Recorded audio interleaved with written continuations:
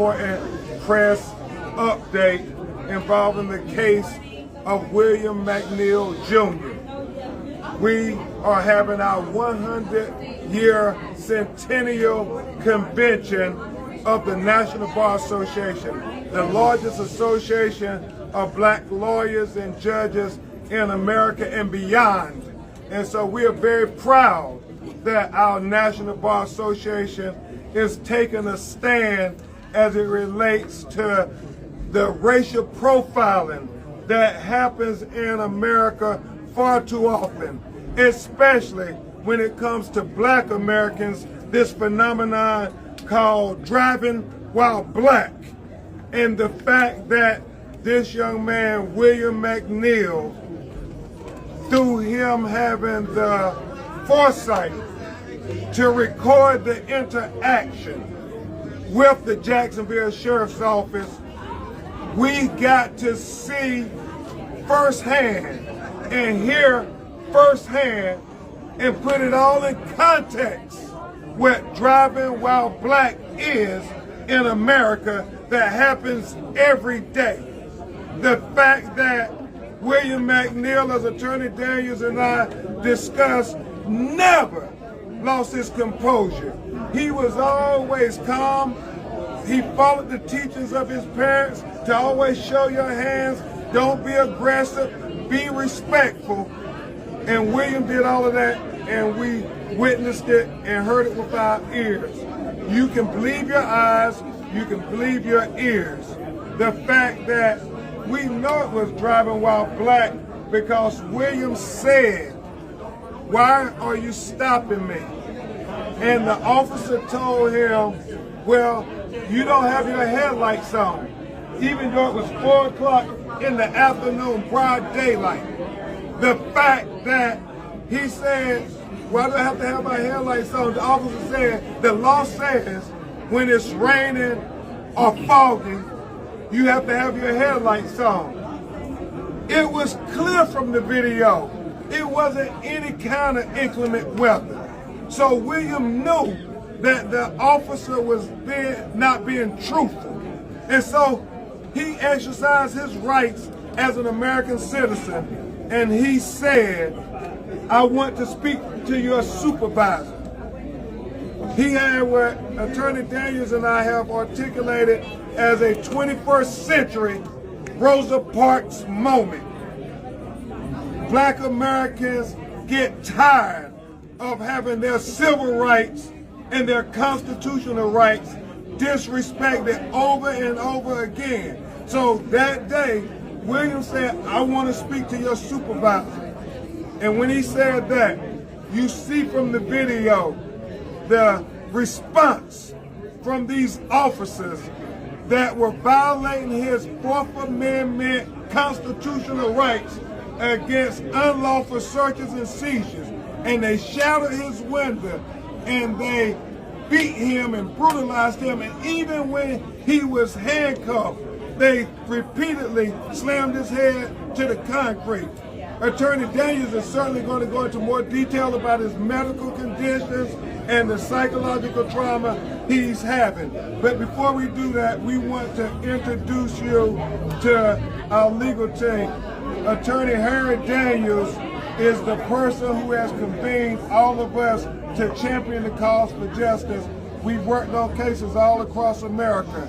Attorney Sue Ann Robinson is going to be working with Attorney Daniels on filing all the legal motions that we feel must be filed to get justice for William McDaniels, and to let the Jacksonville Sheriff's Office know that they cannot condone this. They cannot justify this.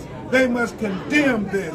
They must say that this does not represent our training, our policies, or our values. And they should terminate this officer immediately. And if they don't, then that would be a basis for the litigation that Attorney Daniels and I intend to file. Along with Attorney Robinson and Attorney Daniels, we are very proud to have one of the pioneering trailblazers in the field of police unjustified force and brutality. And that is John Barris, who represented Rodney King And Attorney Daniels is going to tell you why we feel that is so significant as well. I would be remiss if I didn't acknowledge this great black mother who obviously was just heartbroken and emotional when she saw the video. Miss Solomon thought, thank God my son didn't become like Trayvon Martin or George Floyd or Ahmaud Arbery and become the next hashtag. Thank God. And so after you hear from the attorneys and the breaking news, we will have you hear from William McNeil Jr. and Ms. Solomon, if she's so inclined to address you. And after that, we will take your questions. But as we're about to go into detail, and Attorney Judge, why don't you get this? Go ahead. Because William said that they pulled a gun on him. Remember, this is for him not having a headlight. And Attorney Daniels and Attorney Robinson and our legal team, we knew that we were going to have to provide irrefutable evidence because the Sheriff's Department was silent on that. They only released videos that they didn't try to corroborate. They tried to explain away what happened. But because we have a good legal team working and Mr. Daniels is going to go into this, it is clear that William McNeil Jr. was not lying when he said the police had him at gunpoint. We know there are other videos that exist, right, Attorney Daniels, that we do not have. And we don't think this is the only officer who drew his gun on this unarmed young black man who, look at the video, he never escalated anything. He was never violent. He's a college student. He's never been convicted of anything. He's never even been arrested of anything. But yet, he was treated like a hardened criminal the way they brutalized him. And so at this time, I'm going to have my great co-counsel, Attorney Harry Daniels, talk to you about what this means and how significant of a development this is as we prepare to explore every legal remedy to get justice for William McNeil Jr. And I know him and Attorney Robinson have been working hard, getting ready to file the legal documentation. Attorney Daniels. Thank you, Attorney Crump. You know, at the beginning of this case, when we were retained by William, you know, we asked the question, why didn't you get out of the vehicle? Well, first of all, being stopped and being told that you've been pulled over because you didn't have the headlights on in the daytime, and being told it's raining when a drop is not falling from the sky to give you suspicions at the beginning. To see an officer put his hands on his weapon when you know you didn't violate a traffic violation, give you hesitation. But to be held at gunpoint, for a civil infraction, that's an infraction where you just only pay a fine, $15 at most, to be held at gunpoint. You know, Mr. McNeil William represents our heroes of the civil rights movement. As being talked about Rosa Parks. See, in 1955, she refused to give her seat up, and it started a movement. And in 2025, you see William McNeil, college student, mentor, doing everything right. Everything he was taught to do by his mother, still subjected to police brutality, misconduct, a sheriff who willing to expand a narrative that absolutely is a divorce from reality. I said a divorce from reality, because the fact remains that if a picture is worth 1,000 words, a video is worth 1 million. The next day, William was arrested, taken to jail, taken to the hospital. At the hospital, he was diagnosed with a brain injury. Jesus. A brain injury, closed head injury. The next day, he was sent before a judge, not knowing anything about the law. He pled, and Attorney Robinson come up and talk more about that, to suspended license and resistance without violence. You know, when I was a criminal defense lawyer, I have Braylon Ward up there, great criminal defense lawyer. You got to enter into a plea knowingly, voluntary, and intelligent. Yeah. How can he enter into a plea when he has a closed head injury, suffer from concussion, and can't even remember his name? And he's in jail for not having a hair light. Spent 2 days in jail. So Attorney Robinson and myself, we're going to petition the courts not only to pursue justice on the civil grounds, not just pursuing justice on a criminal grounds and try to get the officer arrested, but pursuing justice to secure his freedom. Yeah. Because no way he should have been charged with a crime. Because let me be very clear, the stop was unconstitutional from the beginning. It wasn't just pretextual, it was racial profiling and unlawful. And he suffered a beating that nobody should suffer. We have Attorney Burris here who's going to come next and talk about the Rodney King and how it relates to Miss McNeil, how these things continue to happen. Then we'll have Sue Ann Robinson come up and we're going to take a Q&A. Okay. Thank you, Harry. And when I saw the video, I was in California at the time. I saw it and I said to myself, this reminds me very clearly of what happened to Rodney King. Traffic accident, minor traffic accident that led to someone being severely beat. When you watch what happened, he's pulled out of the car, and then you see officers pounding on him. When you see that, you say, well, what the hell is that? What are you doing to justify that? And the answer is nothing. Nothing. And so I see this as probably indicative of the pattern that exists within the department itself, because these officers knew that there were cameras there. And they did this notwithstanding the cameras, suggesting that they didn't feel there was any repercussions that would flow from it. That's a very important part that we would look at to see whether or not this is just a reflection of how they treat black people, period. Because in the end, racial profile is something that can be used to stop people without probable cause, without reasonable suspicion. Do it because you're black, find a reason once you stop them to see if there's some basis you can say, you can articulate, acceptable. That's what we have here, a pretext for the stop. The fog, the rain, you don't have your seatbelt on, none of that was true at the time. So this is a case that clearly should be focused in on why did you do what you did and what basis did you have to do it, and ultimately the damages that were caused. This is in many ways, it's like you're riding down the street, you're minding your own business, and next thing you know, you stop, talk about it in a bad way, pull out of the car and stomp. That should not happen, and there's no justification for it.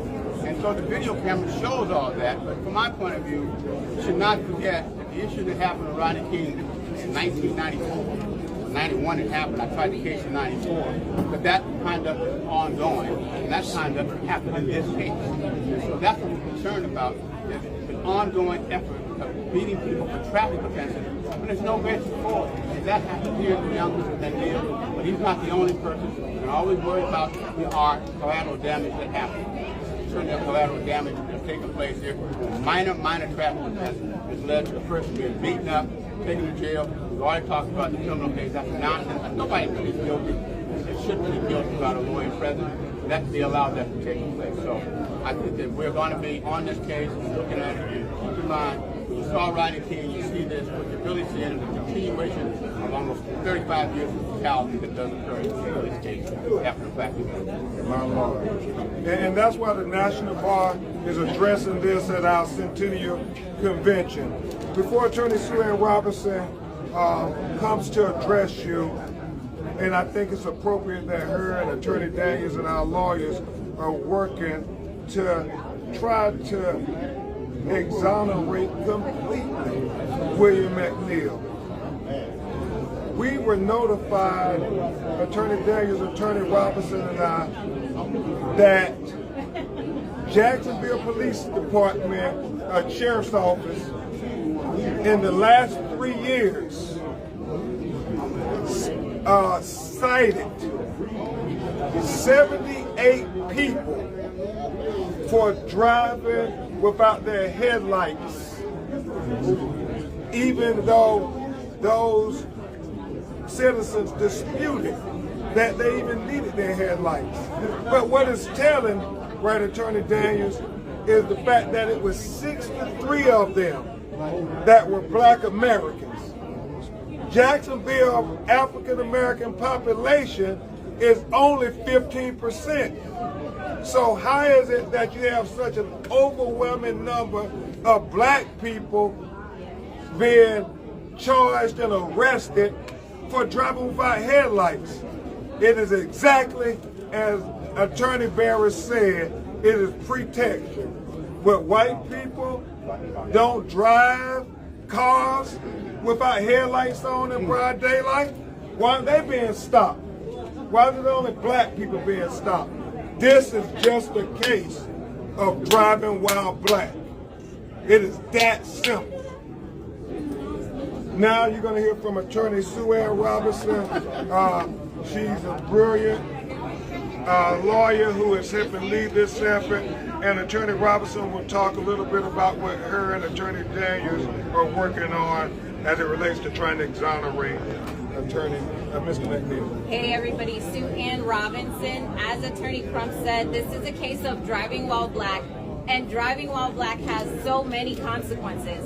For Mr. McNeil, an additional consequence that we don't talk about enough, that we don't discuss enough, is not just the physical beating, but also the spiritual beating, the emotional trauma, never being arrested, your first time you're interacting with a police officer and it's an extremely violent, aggressive experience, but also the beating of his reputation.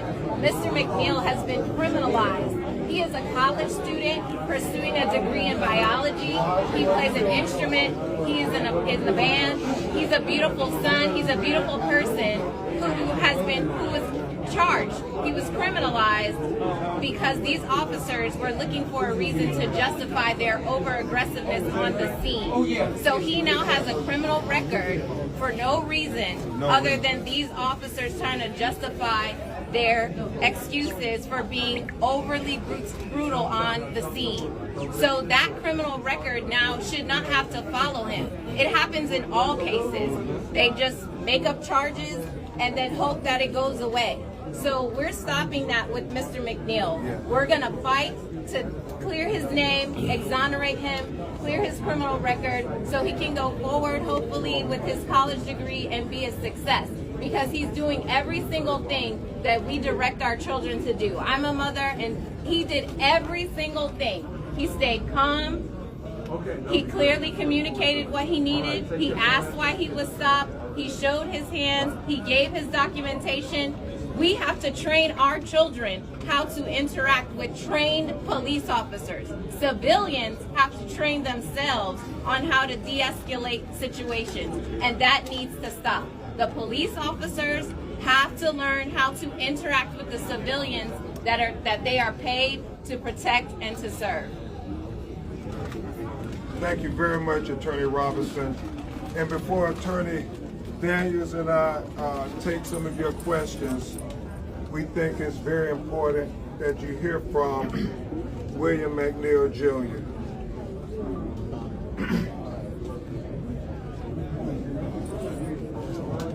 All I want to say is that that day I was telling the truth. From the evidence in the picture, I was being held at gunpoint, and I didn't feel safe. That's pretty much it. I know Attorney Daniels and I, since it's an ongoing legal matter, we're probably going to answer most of the questions.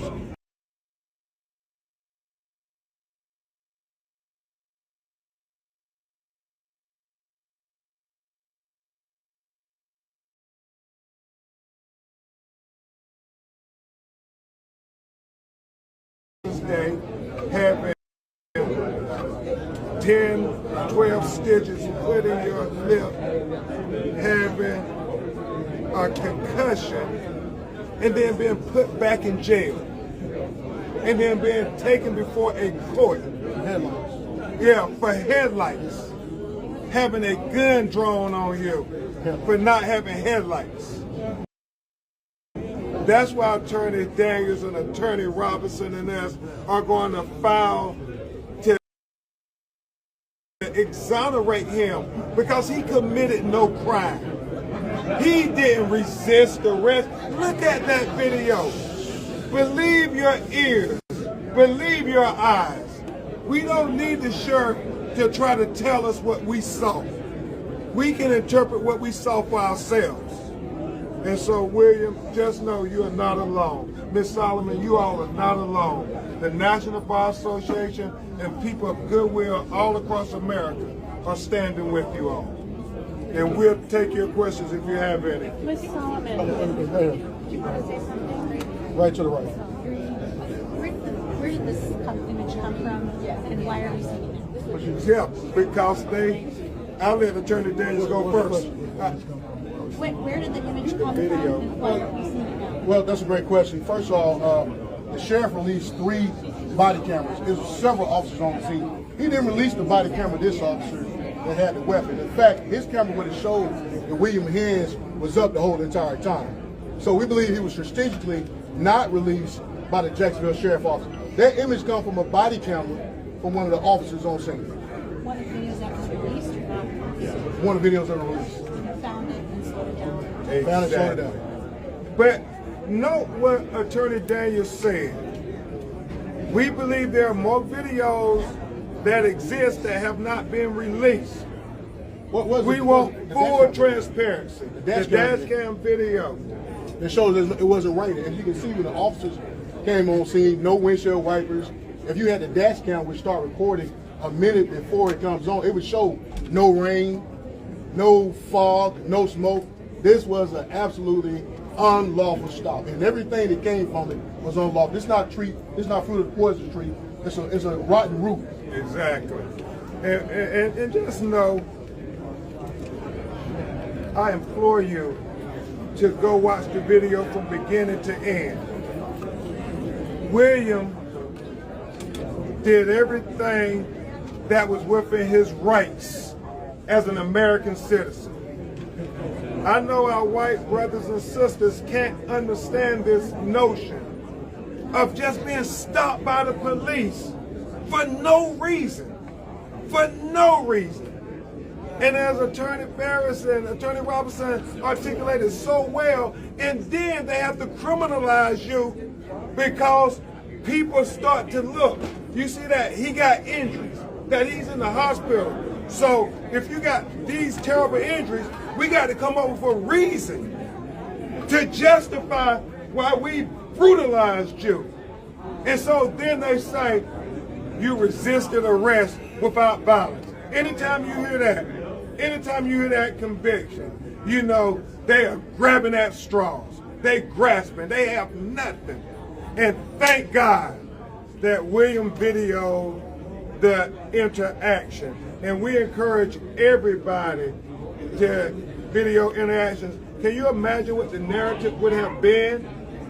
I guess we know because the police report is contradicted by the video.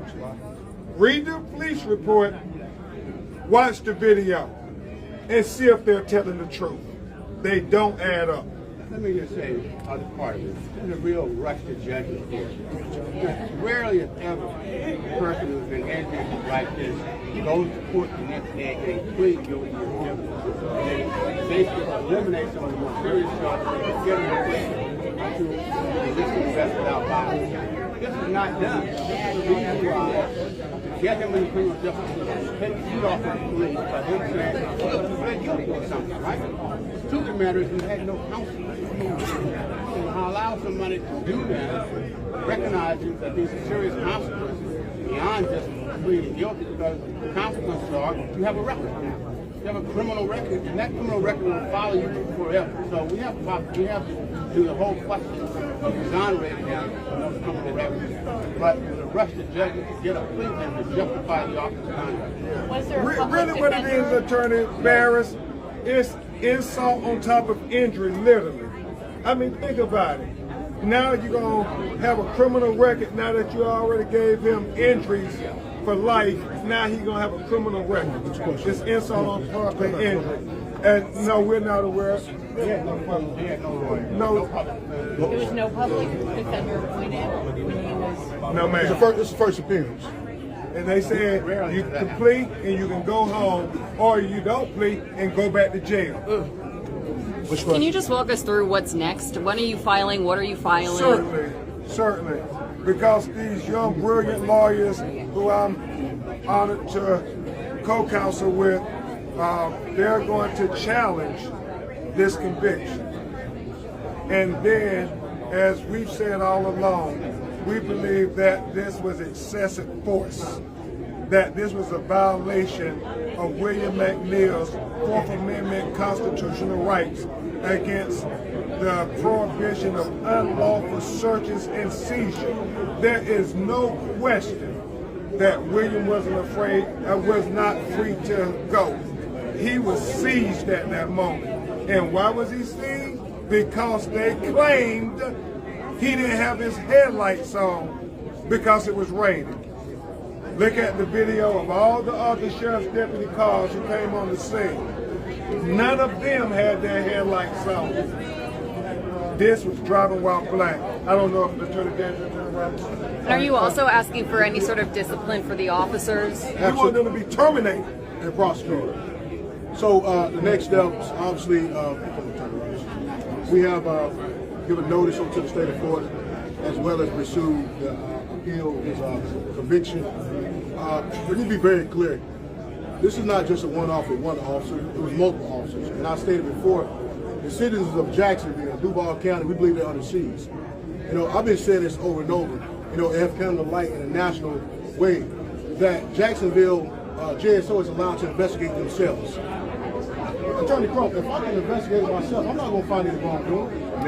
Never. Out of all the cases, you can look. I beg you to go look at their use of forces. Every use of force has been non-sustained, which said that it didn't happen. That's a major metropolitan city. That is impossible. Attorney Crump has told you about these stops with the headlights on. 63 of them were black out of 78. That's the problem. So not just filing a suit on the officers that committed acts that day, but we believe this is policy, practice, a custom of the Jacksonville Sheriff Office. We're going to overturn every rock, every stone, hill, and every pebble to get justice, not just for the McNeil family, but everybody. This is an issue not only in Jacksonville, but in America. Attorney Robinson. I said all good. Well, I just want to clarify. So it sounds like you will be filing federal civil rights lawsuit. Absolutely. Yeah, we will take, but that It hasn't happened yet. It has not That's happened. We still want all the evidence. And you know, one thing that is awfully peculiar to us, we have video.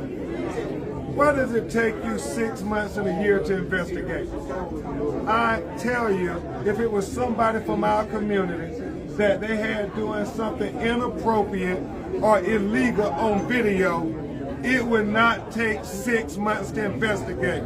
It would take 6 hours more than likely, and that video would be everywhere. You know, Jacksonville Sheriff's Office had the video of what happened to William McNeil on day one. This is their video. Yeah, their video. They knew these officers were doing on him. They knew the officers brutalized him. They knew that on day one. And they lied in the police record. And the supervisor signed off on it. You have questions? I did have another question. So you had mentioned why you're doing this here while the convention is going on. What are the implications for Chicago? Well, I certainly talking to several civil rights lawyers in Chicago as well as across America. They say this is a devastating phenomenon in Cook County as well. Racial profiling, driving while black. But we see right now in America, especially with what's going on with the immigration enforcement, there are more and more unconstitutional detentions and searches and seizures. America is at a crossroads, and that's why the National Bar Association is more relevant than ever in 2025. Are we going to be a nation who respects democracy and the Constitution and due process, or are we going to be a police state where the police can do anything in violation of our constitutional rights and have no accountability? That's why the National Bar Association is making this issue be highlighted at our convention. 100 years ago in 1925, when our organization was started, it was about them racially profiling black men and lynching them, violating their constitutional rights. 100 years later, we're reminded that we have more fighting to do if we're going to make sure that all American citizens are granted the American promise of life, liberty, and the pursuit of happiness. And the NBA is unapologetic in our defense of black life, black liberty, and black humanity. Just expanding on your question, I'm sorry, my name is Lee Marion. I'm also a civil rights attorney, and I am associated with these brothers as part of Dream Team with the Juan Dallas case in Mobile, Alabama. You asked about how does this apply to Chicago, and it's important the National Bar Association, the Association of Black Attorneys, that includes the Attorney General for Illinois, Kwame Raoul. And we believe that this is a national problem. So from LaQuan McDonald to Jamel Roberson to countless bodies here, police violence is an issue here in Chicago. And we're going to take every instance from Jacksonville to what happened to Mr. McMillan and make sure that we continue to coordinate across on national lines. And so that I appreciate the question about how does this matter in Chicago. It matters all over the country. And we as a bar association are addressing it collectively. Thank you, I Mr. would say one additional point what William said here, why it matters. Racial profiling is a pandemic that happens all over the country. I've been in cases where we've had stop data. We've had every person talk about when they stopped, the race, color, etc. In every case, in every city that I've been involved in, black people are stopped disproportionately higher than all other ethnic groups. And it's very difficult. And the reason for that is these officers want to stop the car for whatever reason, generally for no reason, so they can search your car. And why that's important here, this car was searched after he was taken away, and there was nothing found in his car. And that's the beauty of this, that regardless, there was no evidence found in his car. They claim they found a knife that he allegedly was reaching for. Watch the video. Watch the video. And if they would tell you an untruth in the initial police report, do you think it's that far of a stretch now that this video has went viral and been seen over 50 million times that they're going to tell you the truth now? He wasn't reaching for any knife. Again, they have to justify the brutality, because if they can't, they know it's going to be hell to pay. And it's going to be bought by these great civil rights lawyers. Actually, if you look at the video at the end, when he was in handcuffs, they put him in the car, they discovered the knife then. That's the first time they discovered it. They didn't see any knife, they didn't see anything. The video of this officer with the gun, his video would have shown, if it was released. And they would have said it. He would have had it, and his hands didn't move. And they would have said it. You would have heard it on the video. You would have heard them say, oh, he got a weapon. They didn't say anything about that. It was all after the fact to try to justify the unjustifiable brutality for driving while black. Any more questions? Last one. If I'm recalling correctly, I thought I had heard some comment out of Jacksonville that because Mr. McNeil was reporting this, that there was a motive and an agenda. Yes. Would anyone like to respond to that? Certainly. Certainly. You know, it's sad. It's very sad when you have all the objective evidence in the world. You have visual evidence, you have audio evidence, you have ocular proof of everything that happened. And you can put it in full context. You can see it wasn't raining. You can see there was no fog. You can see there was no inclement weather. You can see all of your officers didn't have their headlights on either. So to try to suggest that William McNeil staged all of this is ludicrous. I mean, it's asinine. Instead of the sheriff coming out and saying, we've reviewed the video and all of the evidence, we've read the police reports, and we believe what you see on that video is not justifiable. We condemn it, we hold these officers accountable, and we terminate them because we don't want police in our department to think that this is good policing. But they have chosen not to do that. They have chosen to try to criminalize this young man when their Jacksonville Sheriff Department officers were the criminals on that day. Thank you. Appreciate it. Thank you, guys. Thank you.